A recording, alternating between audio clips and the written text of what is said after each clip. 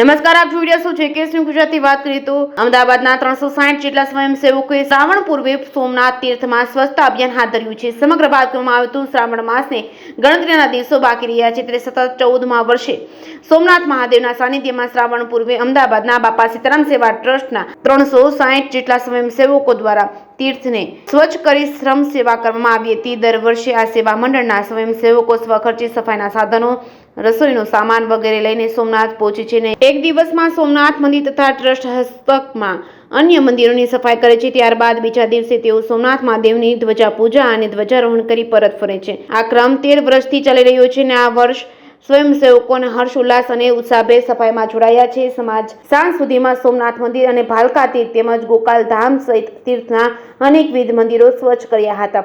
360 જેટલા સ્વયંસેવકો દ્વારા સોમનાથ મંદિર તેમજ ગોકાલધામ તેમજ ભાલકા તીર્થ, રામ મંદિર, ત્રિવેણી સંગમ, વિઠ્ઠલેશ્વર મંદિર, પ્રાચી તેમજ શિશુભૂષણ મહાદેવ ભળિયા ખાતે પોતાનું શ્રમદાન કરી સ્વચ્છતા કરવામાં આવી હતી, જેમાં સોમનાથ ટ્રસ્ટના સફાઈ કર્મીઓ પણ જોડાયા હતા। જેકેએસ ન્યૂઝ ગુજરાતી સાથે મહેશ વાજા, સોમનાથ।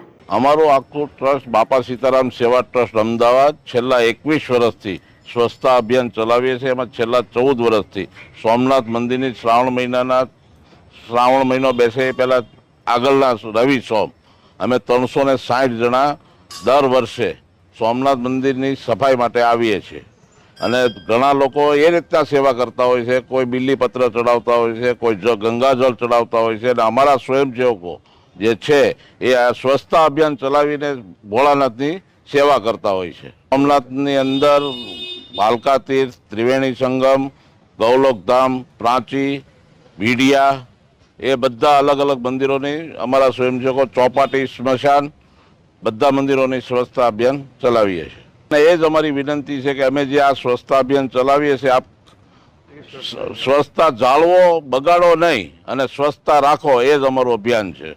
14 વર્ષથી સોમનાથ ટ્રસ્ટ અમને બાકીની ઘણી સેવાઓ પૂરી પાડે છે, જેવી કે અમને વેરાવળથી સોમનાથ લાવવાની અને અમને ઉતારા વ્યવસ્થા કરી દેવાની અને છેલ્લે દાદાને ધજા, સોમવારને દાદાને ધજા અને થાળ અર્પણ કરીને પછી અમે અહીંથી વિદાય લઈએ